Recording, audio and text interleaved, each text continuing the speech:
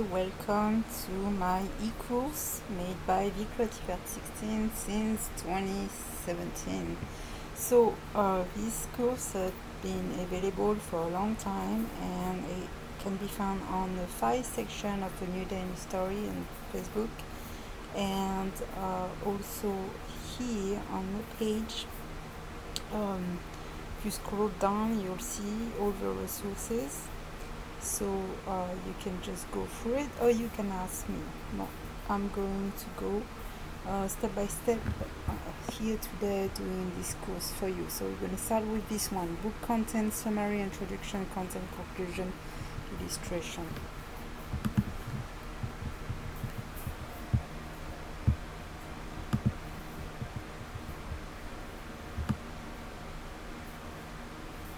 So what is good writing?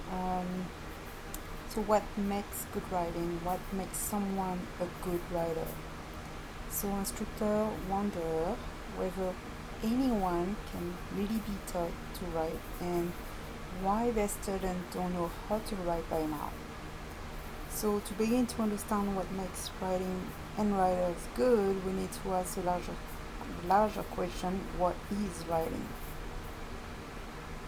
So it is easy on definition of writing if we limit it to something like putting pen to paper or typing ID into a computer. But if we look more closely at the element of the act of writing, the definition comes to light. The following paragraph might prompt you thinking about how writing happens to your student and for you.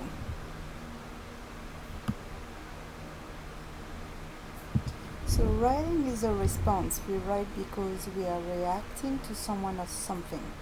While writing can feel like an isolating individual act, just you and the computer or pad of paper. It is really a social act, a way in which we respond to the people and the world around us. Writing happens in a specific, often prescribed context.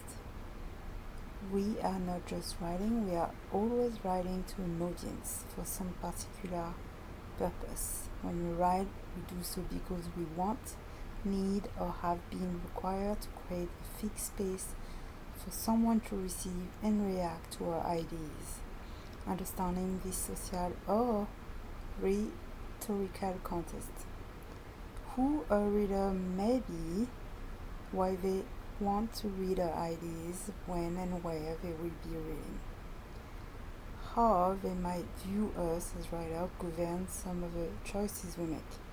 The writing context requires writers to have a sense of a reader's expectation and an awareness of convention to a particular piece of writing. The context of a piece further determines the appropriate tone, level,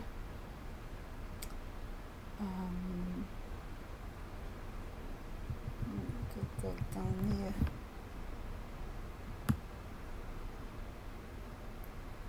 Level of vocabulary, kind, and placement of evidence, genre, and sometimes even punctuation.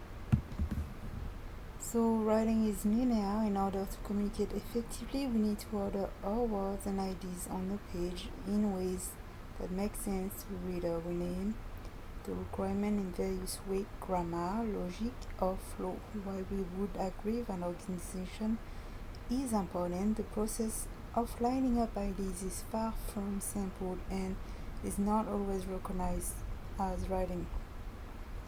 We assume that if a person has ideas, putting them on the page is a simple matter of recording them, when in fact the process is usually more complicated. As we all experience, our ideas do not necessarily arise in a linear form. We may have a scattering or related ideas, a hunch that something feels true, or some other sense that an idea is right, before we have worked out the details.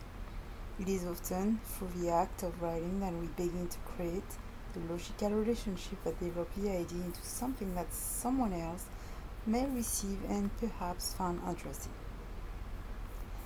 The process of putting ideas into words and arranging them for reader helps us to see, create, and explore new connections. So not only does the writer need to have ideas, but the writer also has to put them in a linear form to write them for a reader in order for those ideas to be meaningful. As a result, when we are writing, we often try to immediately fit our choice to linear structure, which may or may not suit our habits of mind.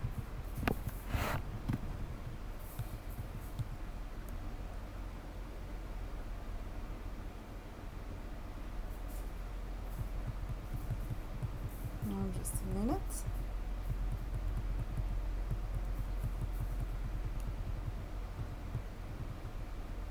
So, writing is recursive. As we write, we constantly rewrite. Sometimes we do it unconsciously as we jungle words, then choose, delete, and choose again. Sometimes we do the rewriting very consciously and conscientiously as we reread a paragraph or page for clarity, coherence, or simply to see what we just said or decide whether we like it. Having read, we rewrite the same phrase or idea to make a closer match to our intention or to define our discovery through language. The process of writing and then rewriting, changing, rewriting is a natural and important part of shaping expression for an anticipated audience. So while we are trying to put our words and ideas into a logical line, we are also circling around and back and over again. So writing is both subject and object. We value writing because it reveals a personal choice that the writer has made and thereby reveals something of a habit of mind, a ability to connect and shape ideas, and our ability to transform or change us as reader. We take writing as evidence of a subject or subjective position. Especially in an academic environment, we read written language as individual expression, whether or not multiple voices have informed the one voice we privilege on the page. That said, writing also serves as an object for us, a piece or a paper whose shape, size, and function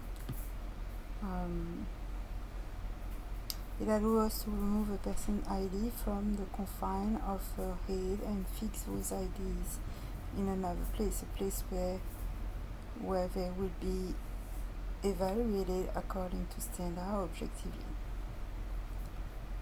Here is where a sense of what counts as good writing develops. We create objective ideas for writing that include measures of appropriate voice, vocabulary, evidence, and arrangement.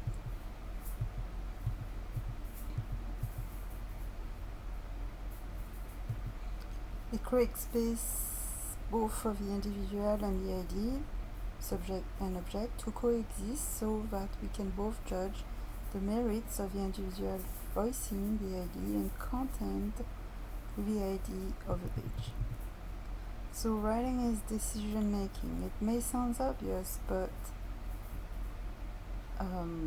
in order to get something on the page, a writer chooses the word and the words in a sentence, the grouping of sentence into paragraph, and the order of a paragraph within a piece. While there is an ordinariness about this, we make choice or decision almost unconsciously about many things all day long. So with writing, as we have all experienced, decision making can be a complex process full of discovery, despair, determination, and deadline. So making decisions about words and ideas can be messy, fascinating, perplexing experience that often results in something mysterious, something the writer may not be sure works until she has auditioned it for a real reader.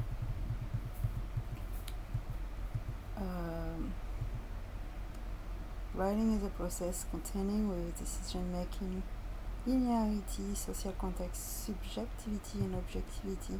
What constitutes writing is a process that takes place over time and through language. So I'm going to attach this so you can go through the rest of this brainstorming.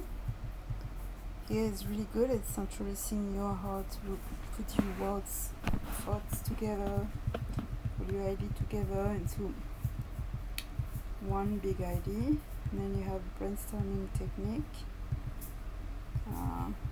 challenges, and you have rewriting, how to use your punctuation, how to use your grammar the right way, how to fill up the sentence, how to make insightful ideas more, inspiring or more productive. And then we go through perspective.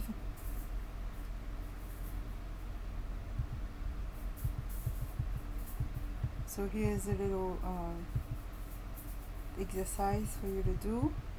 So try to understand it more and just find a way to put everything into perspective. Trace it, map it. And then you have cubing. So cubing is like brainstorming into the 6 different directions. So you have describe it, compare it, associate it, analyze it, apply it, argue. So clustering, mapping, webbing. Pattern or association. Do you find a general idea? The relationship between the parts. Journalistic questions. Why, how, what, when, where. Thinking outside the box. So thinking differently, thinking about different culture point of view, substance, using charts or shapes, consider purpose and audience,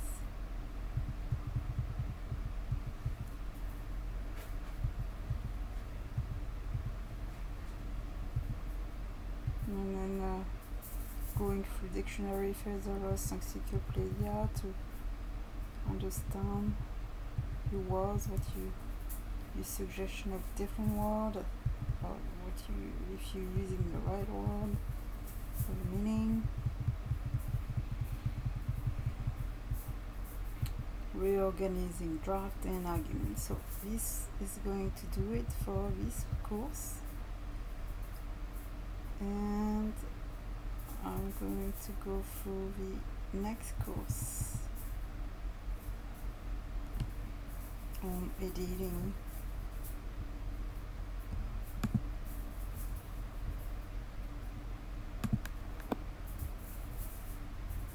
So I hope you enjoy this, and you're gonna go through it.